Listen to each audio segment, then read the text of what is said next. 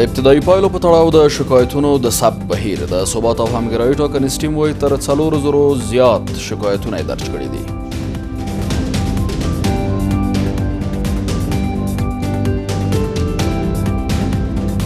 تقریبا چیزی کم 12,000 رای اگر چنانچه باطل شود احتمال وجود داره که به دور 2 بره. د وحید مجده د ترور پیښې پر وړاندې د حکومت بېغوري د وحید مجده د کورنۍ غړي ونږدې دوستان وایي امنیتي ادارو تر اوسه د مجده د ترور عاملان نه دي نیولي.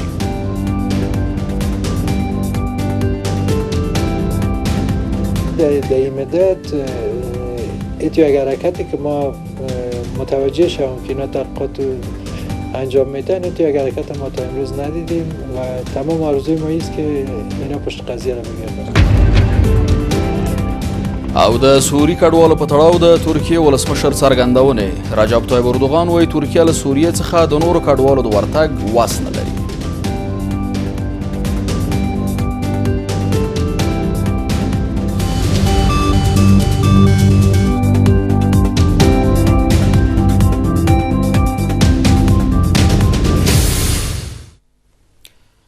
سلام د شپږو بجو خبري ټولګې ته ښه راغلاست. نن دوشنبه د 1498 هجري لمریز کال د مرغومي 2 او د 2019 میلادي کال د ډسمبر 23 نیټه ده. دا هم پوره خبرونه ویان سید ادریس سادات. د انتخاباتي شکایتونو کمیسیون تصامیم ښایي نتایجو کې تغییر رامنځته کړي. د ټاکنیز شکایتونو خپلواک کمیسیون وایي ابتدایي پایلې کوم ګټونکی نه لري او نوماندان د تر وخت مخکې څرګندونو ډډه وکړي. یاد کمیسیون زیاتوي چې دغه څرګندونې بحران رامنځته کوي او د 12,000 رایو احتمالي ابطال کولی شي چې ټاکنې دوهم پړاو ته بوځي. په ورته وخت کې د عبدالله په مشرۍ د ثبات او همګرایي ټاکنیز ټیم وایي دوی پر ابتدایي پایلو اعتراض لري او د ټاکنیز شکایتونو کمیسیون کې تر 4,000 زیات انتخاباتي شکایتونه درج کړي دي. په ورته مهال د امریکا متحده ایالاتونو د بهرنیو چارو وزارت د ټاکنیز شکایتونو له خپلواک کمیسیونه غواړي چې شکایتونه په مسلکي او شفاف ډول وڅېړي. پوره تفصیل په دې ریپورت کې. د ټاکنو خپلواک کمیسیون له لوري د ولسمشرۍ ټاکنو د ابتدایي پایلو تر اعلان وروسته چې د محمد اشرف غني په مشرۍ دولت ساز ټیم پکې ځان ګټونکی بولي د انتخاباتي شکایتونو کمیسیون په خبره په نتایجو کې د تغییر امکان موجود دی. د ټاکنیزو شکایتونو خپلواک کمیسیون وایي چې ابتدایي پایلې ګټونکی نه لري او کاندیدان د مخکې له وخته په ابتدایي پایلو ځان ګټونکی نه اعلانوي او د شکایتونو کمیسیون نهایي تصمیم ته د منتظر پاتې شي. کمیسیون وایي تر وخت مخکې د کامیابۍ د اعلان څرګندونې بحران زیږونکي دي او که د شکایتونو کمیسیون له لوري 12,000 رایې باطل اعلان شي ټاکنې دویم پړاو ته تللی شي. تقریبا چیزی کم 12,000 رای اگر چنانچه باطل شود احتمال وجود داره که به دور 2 بره. ولی خب شما میدانیم که همینطور که شما فرمودین این دفعه رقابت بسیار نزدیک و تنگاتنگ است و حساسیت ها هم بیش از حد زیاد است. په ورته مهال د ثبات او همپالنې ټیم چې پر لومړنیو نتایجو اعتراض کړی د دغو نتایجو په تړاو 4,000 شکایتونه په انتخاباتي شکایتونو کمیسیون کې ثبت کړي دي. د ثبات او همپالنې ټاکنیز ټیم وایي چې دوی ته ابتدایي نتایج د منلو نه دي او که کمیسیون د دوی شکایتونو ته په جدي توګه رسیدګي وکړي انتخابات یا دویم دور ته ځي او یا لومړي دور کې د عبدالله د برید چانس ډیروي. ما به هیچ عنوان نتیجه ابتدایی که سوی کمیسیون انتخابات اعلام شده قبول نداریم، مورد پذیرش ما نیست. ما امروز بیش از 4,000 شکایت را در کمیسیون شکایات انتخاباتی ثبت کردیم و از کمیسیون شکایات انتخاباتی به عنوان محکمه انتخاباتی انتظار داریم تا تمامی شکایت ها و اعتراضات قانونی و مستند ما را به گونه جدی و منصفانه بررسی بکنه و در مجموع 300,000 رای خیالی و تقلبی که پروسه را به بنبست مواجه ساخته از مدار محاسبه بیرون بکنه، ابطال بسازه و شفافیت و عدالت انتخاباتی را تامین بکنه. د ولسمشرۍ ټاکنو د ابتدایي نتایجو تر اعلان وروسته د دولت ساز ټیم پلویانو له لوري د بریاوو اعلان پر وړاندې په کور دننه او بهر غبرګونونه راپورته شوي دي. د امریکا د بهرنیو چارو وزارت مرستیال په یو ټویټ کې له انتخاباتي شکایتونو کمیسیون څخه غوښتي چې څو ټاکنیز شکایتونه په مسلکي او شفاف ډول وڅېړي. د ابتدایي پایلو د اعلان هرکلی کوو، خو موږ د افغانستان د ټاکنیزو شکایتونو له کمیسیون څخه غواړو چې هر شکایت ته په مسلکي او شفاف ډول رسیدګي وکړي. احتمال بسیار قوی وجود داره که انتخابات به دور دوم کشانده شود، ولی به هر حال مسئول کمیسیون انتخابات مسئولیت انداخت در کمیسیون شکایات انتخاباتی. کمیسیون شکایات انتخاباتی باید طبق قانون به وظیفه خود عمل کنه و رای پاک را از رای ناپاک تشخیص کرده و نتیجه نهایی انتخابات اعلان شود. د ټاکنیزو شکایتونو خپلواک کمیسیون او پر انتخاباتو څارونکي داسې مهال په پیلو کې د تغییراتو خبره کوي چې د یکشنبې په ورځ د ابتدایي پیلو له اعلان وروسته د ولسمشر غني په مشرۍ دولتساز ټاکنیز ټیم په ابتدایي پیلو کې خپل ځان ګټونکی اعلان کړی، خو عبدالله ګلبدین حکمتیار او نورو ټیمونو خبرداری ورکړی چې د تقلبي رایو په اساس د حکومت د جوړېدو اجازه چاته نه ورکوي. په همدې حال کې ګلبدین حکمتیار بیا وایي ولسمشریزې ټاکنې ګټونکی نه لري او انتخابات دویم پړاو ته تللي. حکمتیار د ټاکنو ابتدایي نتایج د تصور خلاف او له پراخو درغلیو سره مل بولي او زیاتوي چې ولسمشریزې ټاکنې دویم پړاو ته تللي او هیڅوک د ګټلو ادعا نه کوي. حکمتیار همداراز وایي د اوسني حکومت په وجود کې انتخابات او سوله نتیجه نه ورکوي او پکار ده چې موقت یا سرپرست حکومت رامنځته شي. د ګلبدین حکمتیار په مشرۍ د سولې او اسلامي عدالت ټاکنیزې ډلې د ولسمشریزو ټاکنو ابتدایي نتایجو اعلان له درغلیو ډک، خندونکی او د تصور خلاف وباله. حکمتیار وایي انتخابات ګټونکی نه لري او ټاکنې دویم پړاو ته تللي دي. دا انتخابات ګټونکی نه لري. د بریا ادعا بې بنسټه ده. دا چې آیا انتخابات به دوم پړاو ته لاړ شي، ګمان کوم ځینو ته ویل شوي چې مطمئن اوسیږي، پرېږدي کمیسیونونو ته خپل کار وکړي، نتایج د اعلان شي، دوسیه د انتقال شي سمې شکایات کمیسیون ته. په دوم دور کې د سمې شکایاتو د کمیسیون له لوري نه به اعلان کېږي چې ډېرې رایې راکمې شي د یو بل او نتایج داسې هیڅوک به بریالی نه وي او انتخابات به درومي دوام دور. حکمتیار د 2432 هغو محلونو کې چې د بایومټریک دستګاوې ورکې شوي دي له سره ټاکنو سربیره د ټولو صندوقونو د بیا شمیرنې غوښتنه کوي. نوموړی درملوک کمپنۍ په انتخاباتي درغلیو کې ښکیله بولي. انتخابات مجدد در همه محل‌هایی که دستگاه‌های بایومتریکش عمدن و قصداً دزدیده شده و سرقت رفته. عاملش هم روشن است. همه صندوق‌ها مجدداً بازشماری شد. چرا فقط 8000 صندوق؟ چرا نه همه صندوق‌ها؟ کار دشواری هم نیست وقتی جاتی رم نمیگیرن. کمپانی درملوک به اونا مشوره داده بود که راه آسان مقابله تان با حریفی سرسخت تان ایستگین این دستگاه ها رو بدوزید، نگذارین به مرکز انتقال شد، رای همه مالها باطل شد. د ولسمشرۍ نومان ګلبدین حکمتیار باور ښیي چې د اوسني حکومت په وجود کې انتخابات او سوله نتیجه نه ورکوي، نو د وضعیت څخه د وتلو لپاره باید موقت یا سرپرست حکومت رامنځته شي. نه دا حکومت آینده لري او نه هم د دغو له تقلب نه ډک انتخابات په نتیجه کې چې کوم حکومت جوړېږي دا کوم مستقبل لري. دا حکومت به خپل ځای په هر صورت داسې حکومت ته پرېږدي چې سوله یې ایجابوي، طالبانو ته هم د منلو وړي، د دولت وسلوالو مخالفینو ته هم د منلو وړي. داسې حکومت راتګ ضروري ده. دا د له دې نه پرته دا بحران نشي حل کېدلی. البته دا غږ په ډېرو باندې په ځینو باندې ډېر دروند تمامېږي، ویښتان یې ځیږ شي، حساسیت شي، دا د قانون خلاف ګڼي، دا حتی یو توطیه ګڼي. د سولې او اسلامي عدالت انتخاباتي ډله داسې مهال د ولسمشریزو ټاکنو ابتدایي نتایجو پر وړاندې غبرګون ښیي چې له دې وړاندې د عبدالله او رحمت الله نبیل په مشرۍ ټاکنیزو ټیمونو هم لومړني نتایج رد کړي دي. د سیاسي فعال وحید مژده د ترور له پیښې یوه میاشت اوړي خو تر اوسه یې عاملان نه دي نیول شوي. د وحید مژده د کورنۍ غړي او نږدې دوستان وایي د نوموړي د ترور له پیښې یوه میاشت تېره شوه خو حکومت په ځانګړې توګه امنیتي ادارو د دې پیښې پر وړاندې چوپتیا غوره کړې او عاملان یې تر اوسه نه دي نیول شوي. سیاسي فعالان د دې قضیې پر وړاندې د حکومت پر بېغورۍ نیوکه کوي او وایي حکومت په جدي توګه د دې پیښې د څېړلو ژمنه کړې وه خو تر اوسه دغه قضیه نه ده څېړل شوې. په ورته مهال د کورنۍ چارو وزارت وایي لا هم د وحید مژده د ترور پیښه د دوی تر څېړنې لاندې ده. سیاسي فعال او ژورنالیست وحید مژده چې شاوخوا یوه میاشت وړاندې د ناپېژنده کسانو له لوري د کابل دارالمان کې د خپل کور مخکې په ډزو ووژل شو، تر اوسه یې قضیه نه ده څېړل شوې.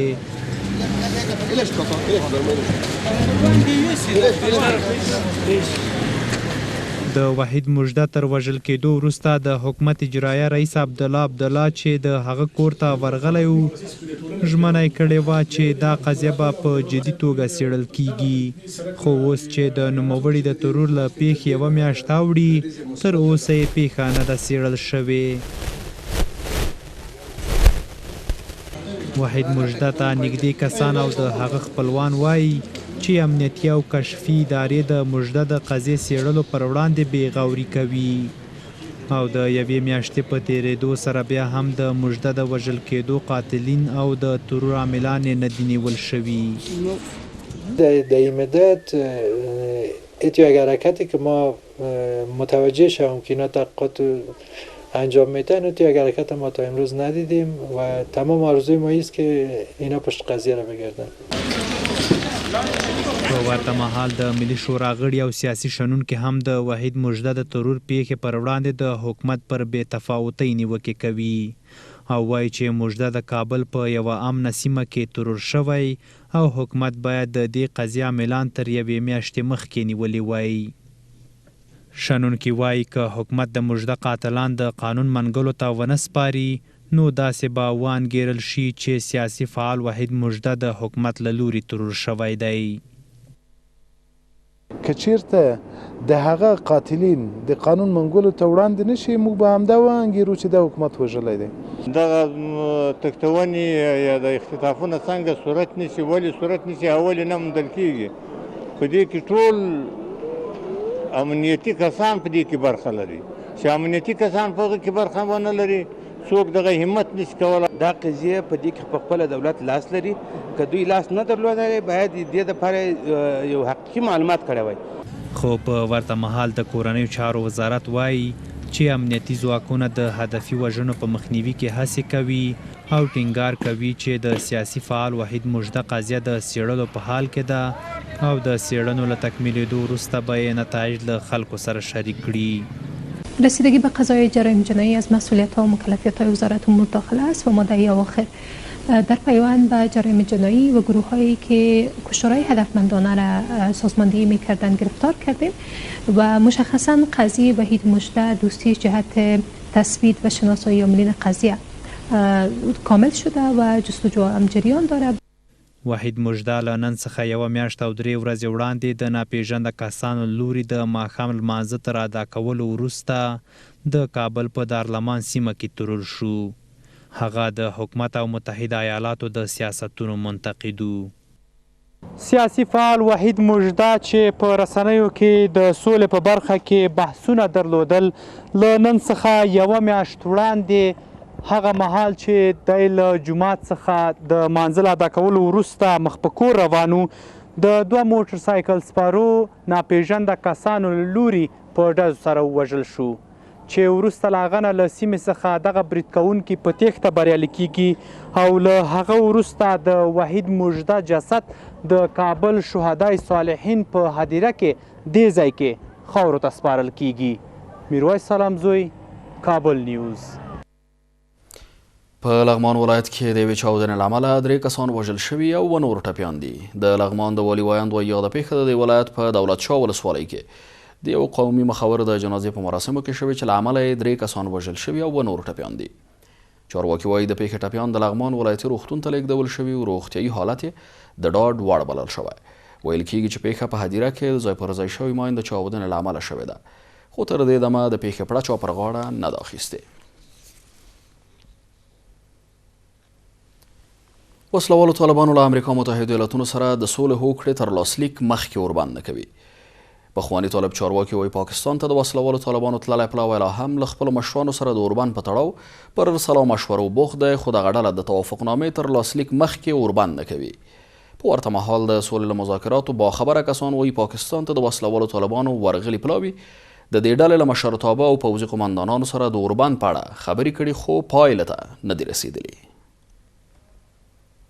د امریکا او طالبانو ترمنځ د سولې مذاکراتو تر ځنډېدو 2 اونۍ وروسته لا هم دواړه لوري د اوربند په اړه نهایي پریکړې ته نه دي رسېدلي. د سولې له مذاکراتو باخبره کسان وایي د روانې اونۍ په پیل کې د قطر دفتر یو جګپوړی پلاوی له خپلو پوځي قمندانانو سره د مشورو لپاره پاکستان ته تللی و، خو کومې پریکړې ته نه دي رسېدلي. یوې ماسخې سرچینې کابل نیوز ته وویل چې د طالبانو مشر ملا هبت الله له افغان حکومت سره له اوربند انکار کړی. د سولې له مذاکراتو د ځنډېدو پر مهال طالب استازي له خپل مشرتابه سره په مشورو بوخت و. مذاکراتي پلاوي له خپل مشرتابه سره د اوربند موضوع شریکه کړې، خو د وسلوالو طالبانو مشر په دې ټینګار کړی چې لومړی د امریکا متحده ایالاتونو سره د سولې تړون لاسلیک شي.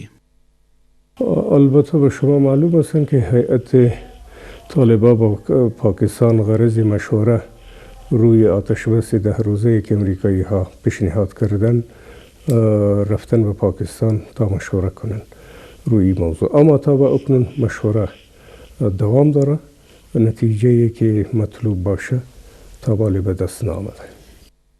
خو د افغانستان د سولې انسټیټیوټ رئیس وایي چې د شهاب الدین دلاور په مشرۍ کوم پلاوی چې پاکستان ته تللی لا هم له خپلو مشرانو سره د اوربند په تړاو په سلا مشورو بوختی. هیئت 3 نفری کمیسیون سیاسی طالبه تحت ریاست شیخ شهاب الدین دلاور به پاکستان رفته جهت مشوره با اعضای رهبری ارشد طالبه در مورد پیشنهاد آتش بس آمریکایی. دیروز یک ملاقات با چند نفر اعضای رهبری طالبان داشتن و امروز هم مجلس دیگه دارن در این مورد.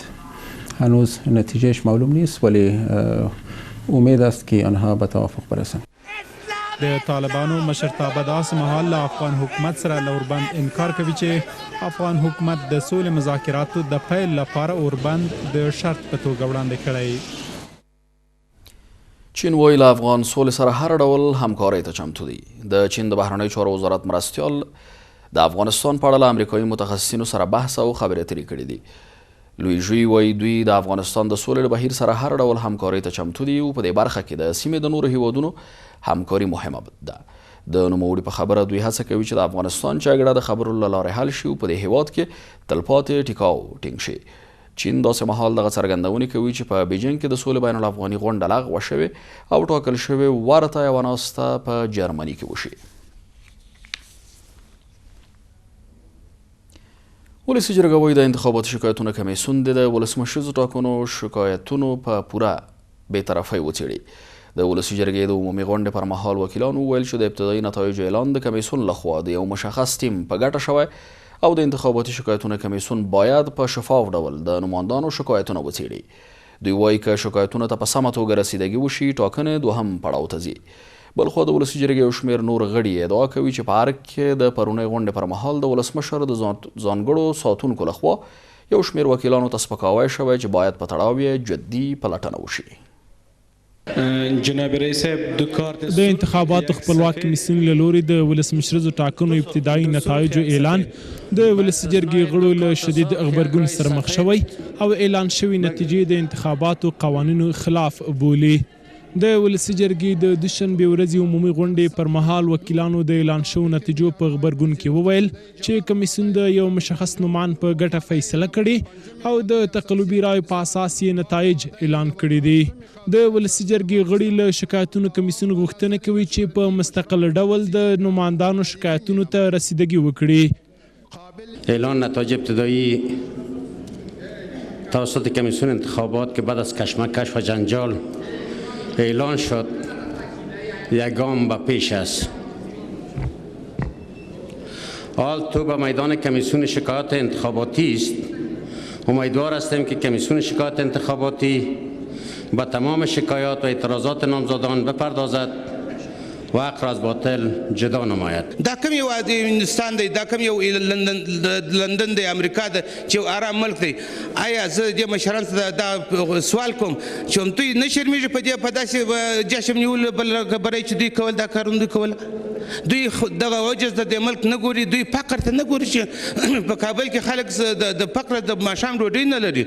نتایج ابتدایی است. آن 300,000 رأی غیرقانونی به جایش فقط با باطل شدن 12,000 رأی انتخابات به دور 2 میره.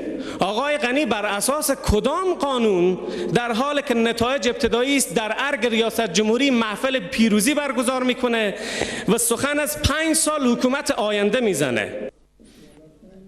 په ورته مهال د ولسي جرګې ځینې نور غړي بیا د ولسمشر غني له لوري په ارګ کې د نیول شوې غونډې پر مهال د یو شمېر وکیلانو سره د ولسمشر د ساتونکو یا PPS له سپکاوي ډک چلند غندنه کوي.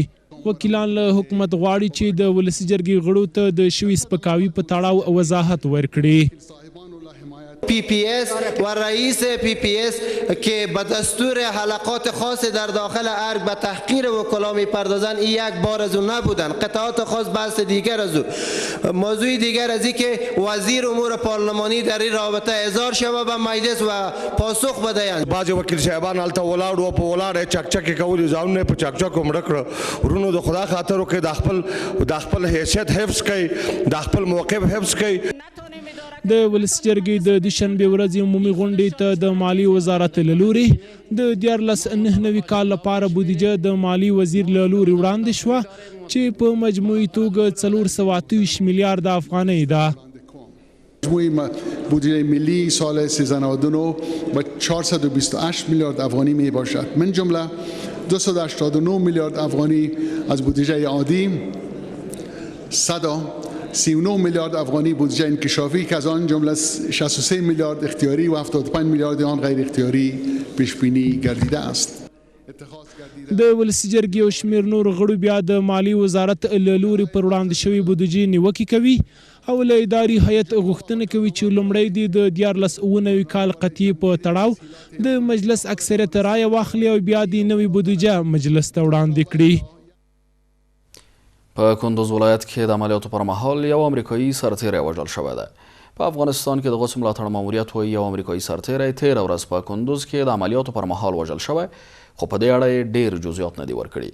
وسله وال طالبان وایي افغان او امریکایي ځواکونو غوښتل په چهاردرې ولسوالۍ کې عملیات وکړي چې د دوی لخوا پرې چاودنه شوې او له امله یو امریکایي سرتیری وژل شوی، یو بل امریکایي او یو افغان سرتیري ټپیان شوي دي.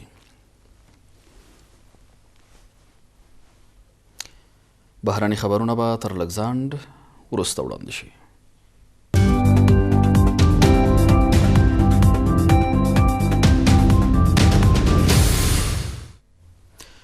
بیا هم ښه راغلاست. د ترکیې ولسمشر رجب طیب اردوغان وایي هیواد یې له سوریې څخه د نورو کډوالو د راتګ توان نه لري. اردوغان ویلي که د سوریې پر ادلیب ښار هوایي بریدونه بند نشي، اروپایي هیوادونه به د نویو کډوالو تاثیرات حس کړي. اردوغان ویل د سوریې او روسیې د رژیم د بمبار په پایله کې 8,000 کسان بې ځای شوي او د ترکیې د سرحدونو په لور روان دي.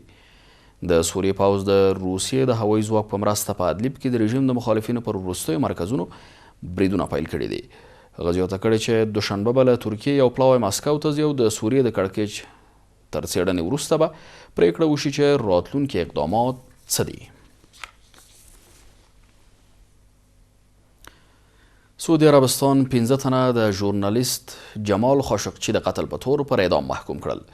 خاشقچي د تیر کال د اکتوبر په 2 د ترکیې په استانبول ښار کې د سعودي عربستان کنسولګرۍ ته له ورتګ وروسته ورک شو چې بیا یې هلته د مړینې پخلی وشو. ریاض تر اوسه نه دی ویلي چې پر اعدام محکوم شوي کسان څوک دي.